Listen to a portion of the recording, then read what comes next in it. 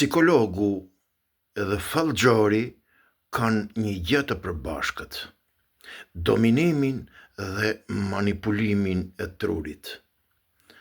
Po në qoftë se pacienti apo viktima ka një frekuencë më të lartë se sa psikologu apo fallxori, ata dështojnë.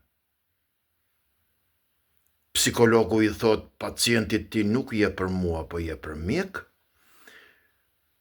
kurse fallxori thot që ti nuk e besim tek unë, prandaj unë nuk ta bëra dot, nuk ta gjeta dot atë fatin ku e kishe ti, apo nuk ngjiti falli tek ty, pasi pacienti apo viktima jeton në një frekuencë më të lartë.